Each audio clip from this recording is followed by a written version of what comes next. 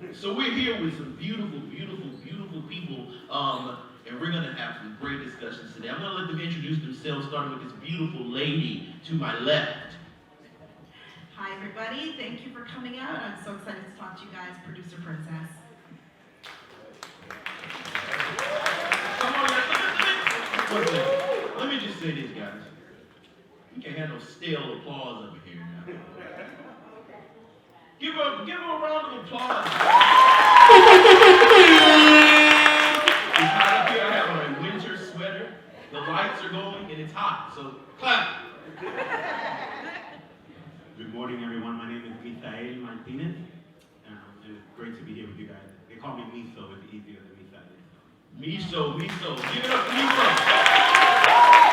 I will say this, guys. I saw his name, and that is the reason why I'm letting everyone introduce themselves.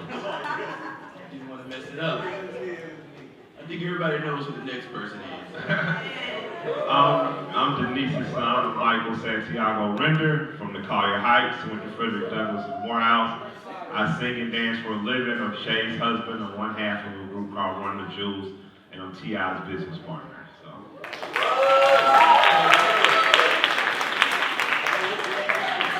That's amazing. So we're here with some really, really amazing people, some really, truly successful people.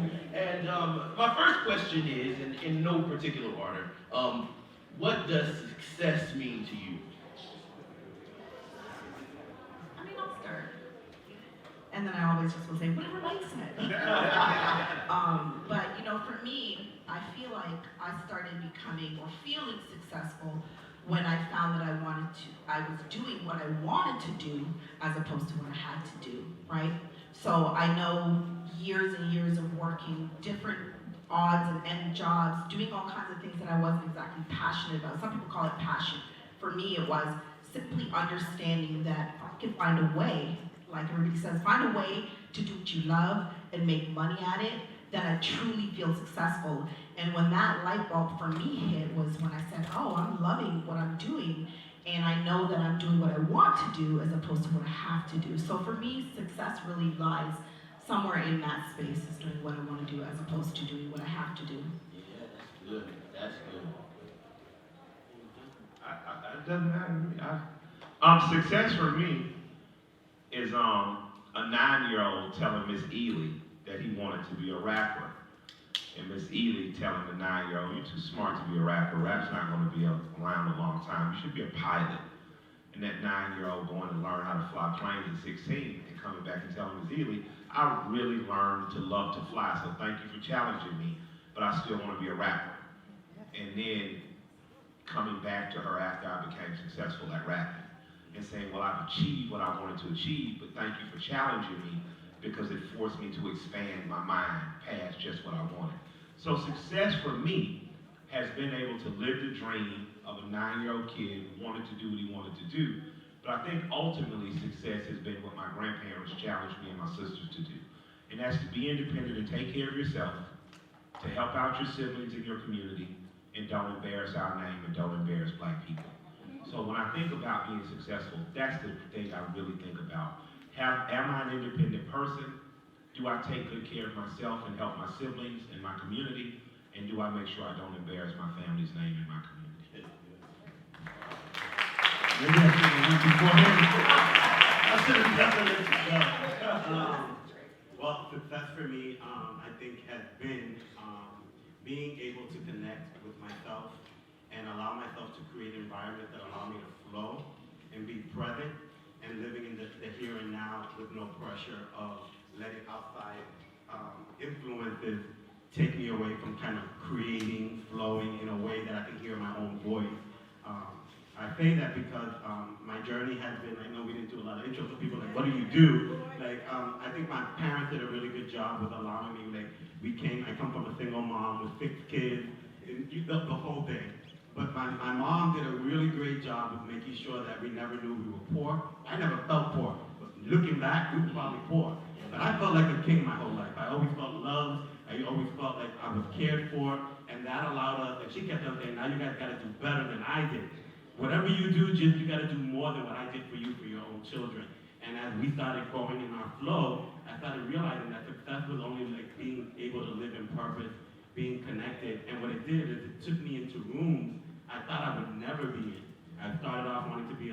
colleges. I got a clinical degree, opened up a nonprofit. It was performing art, became a consultant, then started working for Berklee College of Music because of the model for so many kids were getting into Berklee. So then started managing artists, and I got 3 amazing artists. One of them, I'm sure a lot of people are trending now, is the harpist, Madison Kylie, the African-American harpist. She just played with Alicia Keys, Beyonce, that's one of my artists. And so now I'm working with artists, but what makes me feel successful of the journey is that I'm only doing what I've been doing all my life, is now I get to do the clinical, so I take care of people, make sure that mentally they're fine to go on stage and feel comfortable. I'm doing the performance, but I'm just really living in my purpose. And that to me is success. It's not about how much money I'm making, it's how free I feel in the morning when I wake up. And if I could just add to that, I think that, you know, you both made really great points about being able to know that what you're doing serves your purpose, and really once you find out what your passion and purpose is, then you're able to really feel successful. Because doing the things that, like I said before, that you have to do, always feels like a struggle, right? So if you think about going to school, getting good grades, it's almost like you have to do those things.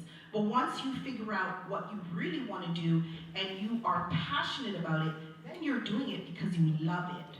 So your success starts to become greater. You start to feed that inner hunger for success, and success looks different for everybody, right?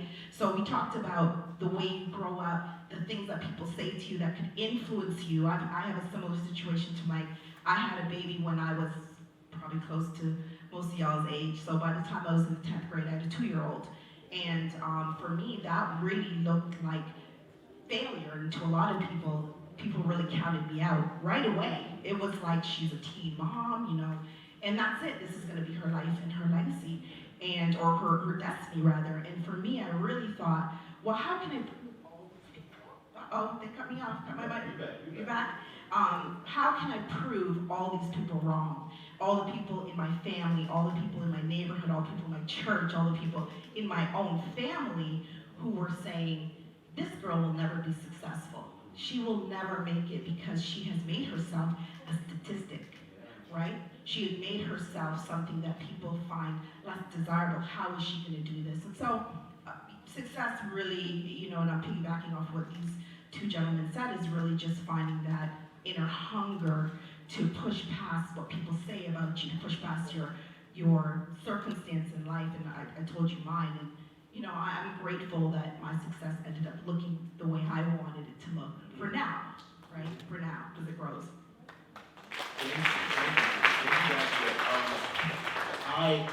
Success is such a tricky thing for me. I just want to add to this because I feel like I'm growing every day. And listening to you guys speak about that is so helpful to me, because I just try right now in my life, like even this morning, like going to the gym, that's a success for me because I don't want to do it.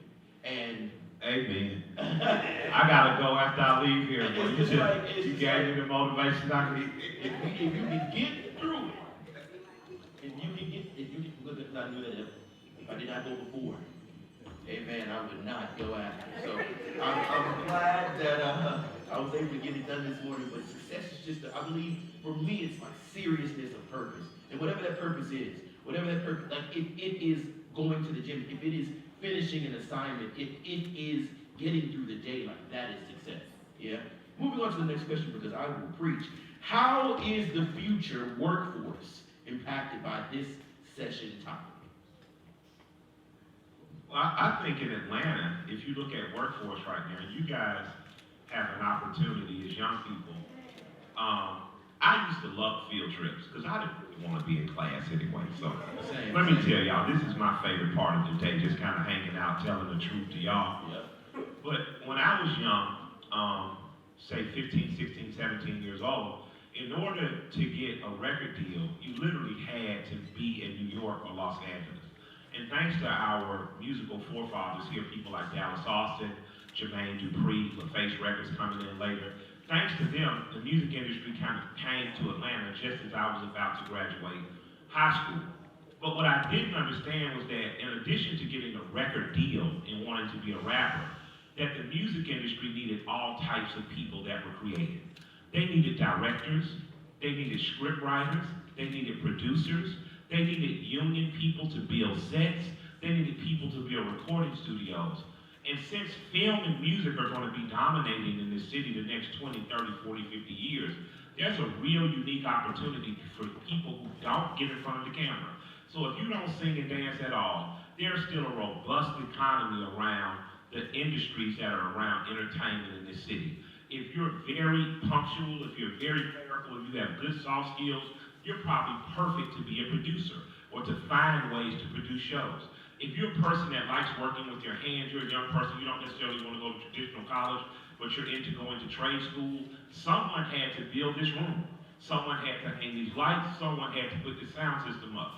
There's a robust economy for you. So what I see happening in Atlanta is the furthering of the black middle class and worker class, and even beyond black folks, but I'm from the black community, so I tend to speak to us first. There's immense opportunity here. So, you know how a lot of people graduate school and the first thing they want to do is leave home and go to fancy places like New York, Miami, Los Angeles, all those places, very cool places to visit, but in terms of making money, there's a bunch of money for you guys to be made here. I talked to the city councilman last year. They're already hiring young people at places like Tyler Perry Studios, other movie sets, just because they want to grow a workforce that's from here versus having to import people that are from other states and try to convince them to live here. So you guys are right at ground central for where money's going to be made. You guys are already experts on the city because you guys move through the city at a greater pace than any of us old folks do. So there's going to be a lot of need for your expertise. There's going to be a lot of need for your thoughts and ideas. And what I see in terms of what's going to be the next 10 or 15 years is service-related industries, meaning restaurants and entertainments are going to grow. And I don't want you to just be a waiter or a server. I want you running operations. I want you running ghost kitchens. I want you owning restaurants. There's going to be room for producers. I don't want you just singing and dancing in front of the camera. I want you behind the boards, behind the cameras. I want you directing. There's immense opportunity here for you. The people who are already in power look like you, and I look forward to working for you guys someday.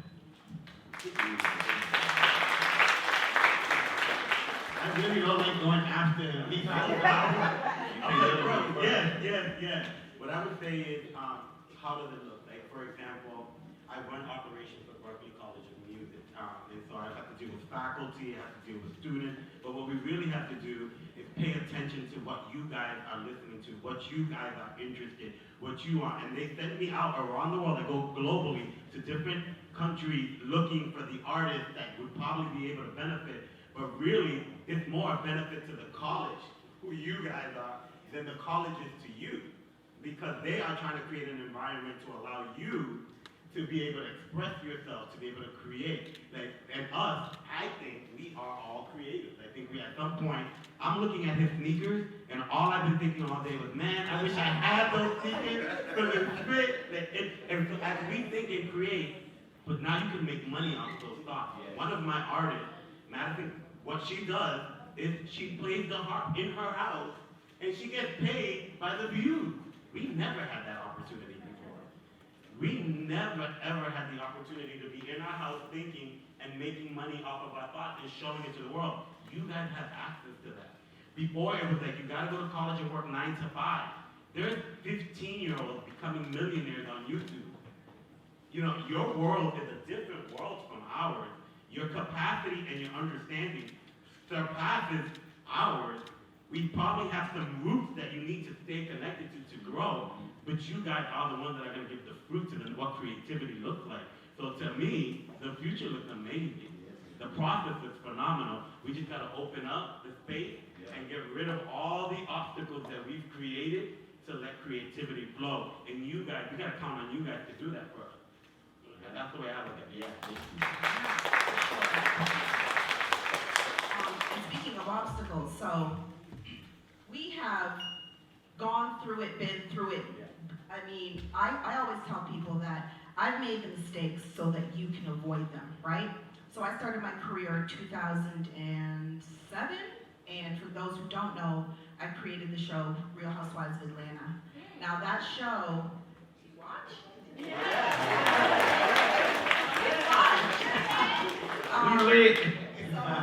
Yeah, and it's funny because I'm brown, like many of you, right? I'm a black woman, particularly in an industry that is run by men. And so I know that early on, which is 14 years ago, someone like me getting in and getting to be able to do what I did and be able to sort of open the door and, allow others to come through it was really rare. Now at the time, I was, in my 20s and going into 30s, and I certainly did not quite understand the magnitude of being, and I'm Canadian, I was raised in Canada, born in Jamaica. So also that sort of separation for me really was definitely different coming here from Canada. But what I realized very, very quickly was being here, being a Black woman, and being able to sit in a room that I could have a voice for people who look like me, which is why the show got on television, because there was no other full Black or predominantly Black cast, right? So at the time, there wasn't a lot of it, but I knew that if I was able to have the courage to say, we need this, then someone would listen, right? And thankfully they did. Now, moving, how many years later, 14 years later, we are looking for all of you. Why? Because you guys are the ones who feed what we need to put on television, what people are watching, what the trends are, what is happening, what we need to pay attention to make sure that our shows are successful. So 9 out of 10 times we are, kind of paying attention more to young people than we are our own demographic, because you guys are really leading the future. You're telling us what we need to put on, what we need to pay attention to. So for that reason, we are always looking for you. We're coming to the schools, we're saying, hey, we want interns. There's a lot of internship programs that will allow you to participate in something, arts, entertainment, if you're interested in behind the scenes. Like Mike said, behind the scenes for me was always where I wanted to be. And I knew that if I was able to get there, then I can help other people who look like me get there as well, right? And that was really, really important to me. So the trend for me really, in the, just looking in this room, we're looking for you guys. So if you're interested in this field or in any of these entertainment fields, then you really just have to go out and say, what am I interested in? Look for the internships. When I tell you internships, we are looking for people to fill those spaces. So, I think you guys are definitely where we are focused on so that we can grow. Yeah, thank you guys for that. I just had one thing. Definitely internship and scholarship. Because what I do is I go around giving out scholarships for workers, right? And so looking for that talent, looking for what they're doing. So there's a lot of opportunity for you to get resources and assets to help you.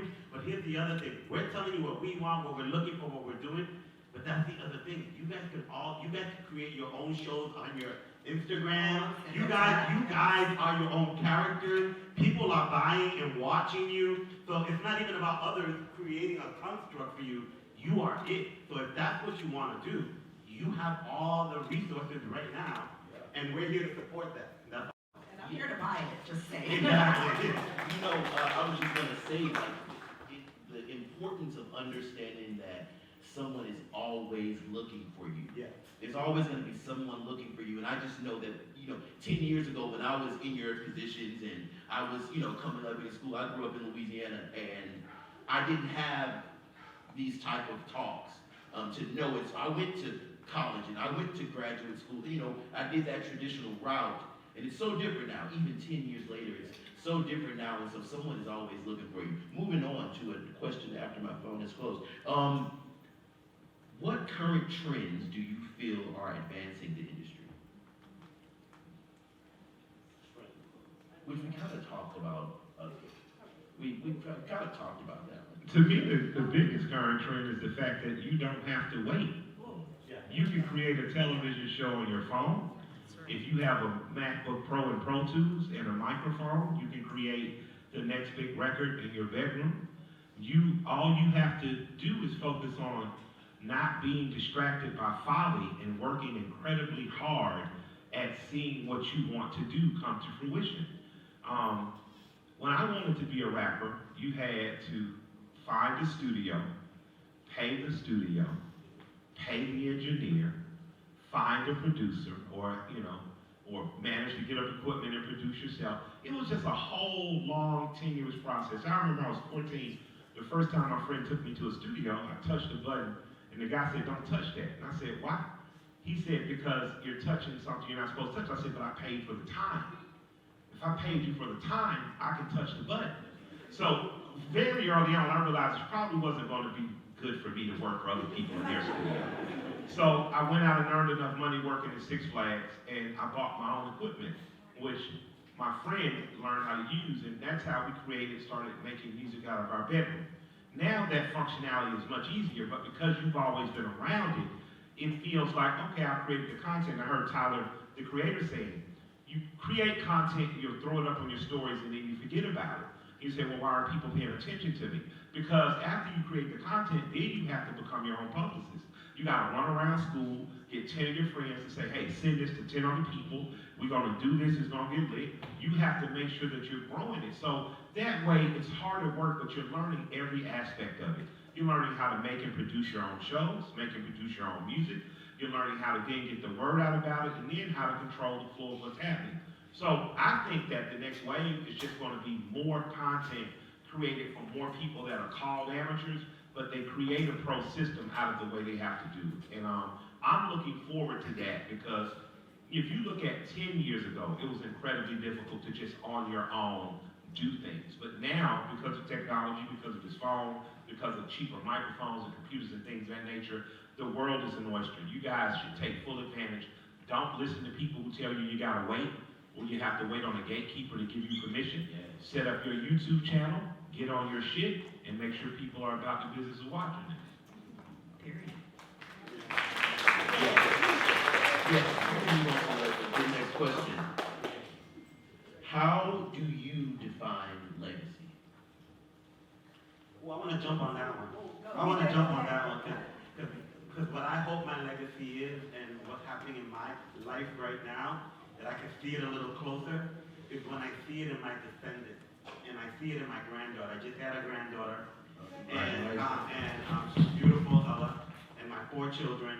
And to me, again, my legacy is going to be what we create in this world, and how we move in this world, and what we give back to this world during our time here.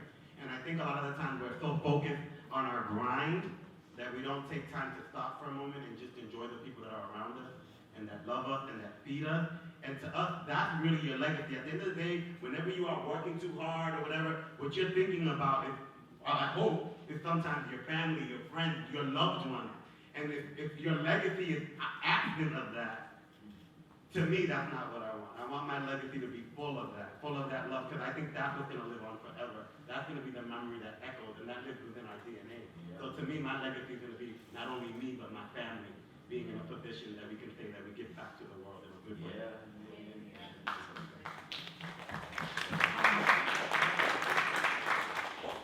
So for me, legacy is 2 parts. So I'm West Indian, I was born in Jamaica, and in our culture, we are taught to always provide something that provides for the entire family, right? And part of that is, even in the house that I was born in, and the area that I was born in, usually your grandfather, your great-grandfather has built that home.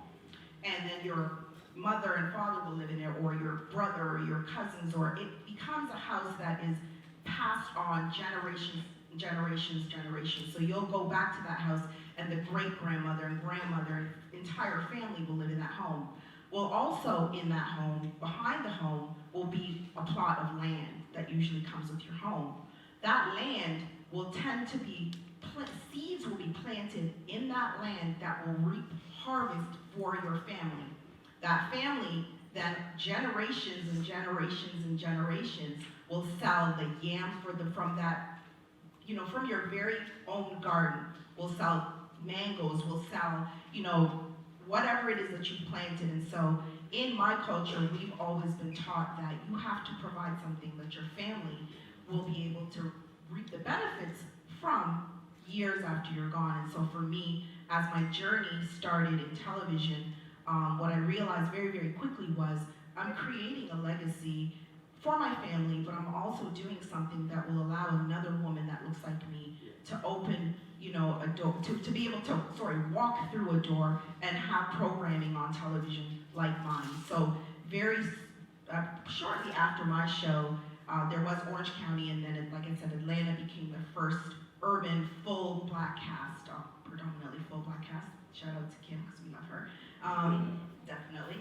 So after that show, we know that there became the Basketball Wives and a lot of shows that centered around black casts or urban casts, right? And so now it's very, very common to see those types of shows. But back in 27, definitely not. And I always credit James Dubois. I feel like he kind of started that wave with Keisha Cole's show and a couple of those shows.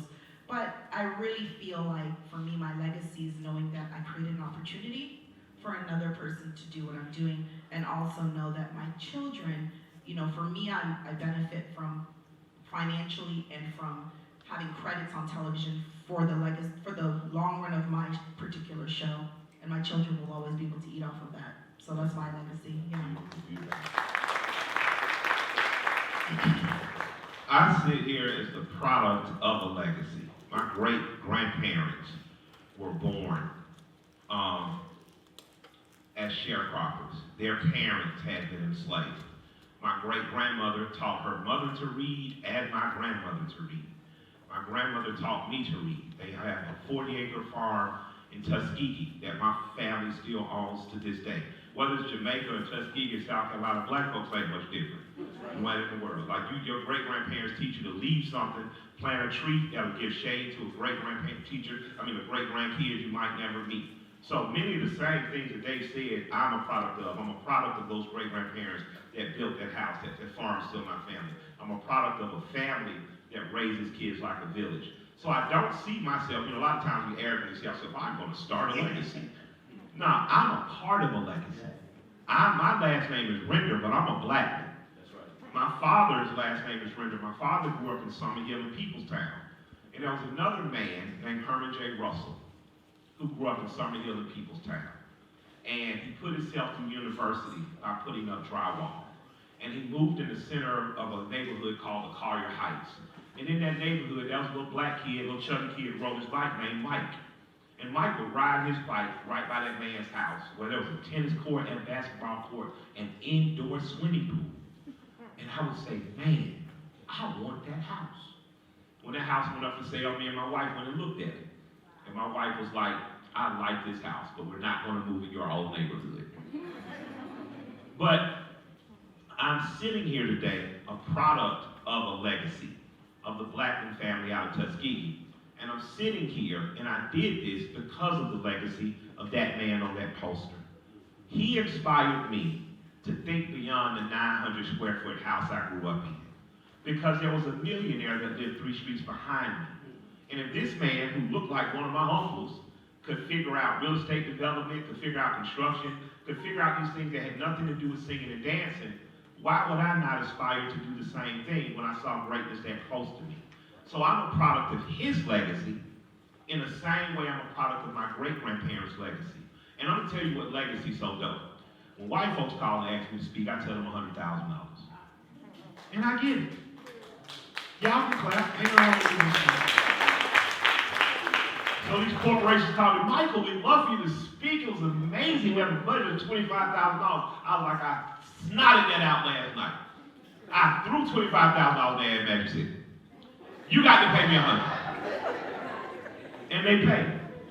But when his granddaughter called me, you know what I said? What time? That's right. I didn't talk about money. I didn't mention money because his family and his work and his legacy and the community that I grew up in is priceless. And that don't mean I'm always do it for you. but that meant that being in front of you guys today, I'm a product of his legacy, and hopefully something that we say today will catch a fire in your heart. And in 15 years, however long it takes you, you will be a part of the legacy that he used to. Because this guy used to shine shoes in Summerhill. Built his own shoe shining stand. Then he built the house on the wrong lot. And then he bought the lot from the guy who built the house on. And then he went to, I think, to Tuskegee, went to college and learned. And while he did that, built a successful company. And then built one of the largest black real estate development firms in the country. And I'm here as a product of that, as a product of that legacy. So as being a product of his... I was sitting here and I was listening as I answered my question about legacy, I sat and I thought to myself, I connected these dots that I've never connected. I said, you're speaking of what you're thinking is legacy of what your mom thought she was legacy when she was raising you 6 kids, wondering how you're gonna eat, and you all went to college, and you all graduated, and you all homeowners, and none of you live here. And as I'm thinking this, homeboy, he just said it. He said, I am hot, and I was like, I've never seen, so to me, I wanna let you know, the way this man is tapped in is not special, and it's not every day that we're in rooms with people that not only have experience, Yes. but have the ability to go deeper. Yes. Deeper. And for that, I'm here sitting with you, but I want to honor you. Exactly, yes.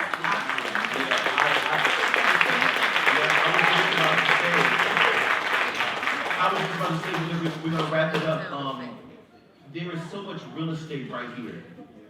And people spoke about seeds being planted and leaving harvest, and it's proverbial because what you guys are leaving today is the legacy for tomorrow, and the advice that people, that you guys are able to get from being here today will be wonderful. Thank you guys so much for sharing your time, for sharing with these beautiful, beautiful faces in here. I've been asked to tell you guys, as we wrap this up, that you have lunch, and that after you finish lunch, you should go to the main stage. The one right in the front. The one right in the front. Can I just want to say before I go, because again, I've been on high school field trips. I just want y'all to know one thing. I believe in y'all like I believe in God. Yes. Absolutely. And listen to what I'm saying, little black, brown, beautiful children in that audience. And every human being has a heart. I believe in you like I believe in God. Because I don't believe God is some outside force in the universe just watching us like a television show. Whatever God is dwells within each and every one of you guys. So I look forward to meeting you guys in a year or two, hearing about amazing things you're doing, because I believe in you like I believe in God. Thank you guys for allowing me. Thank you guys so much.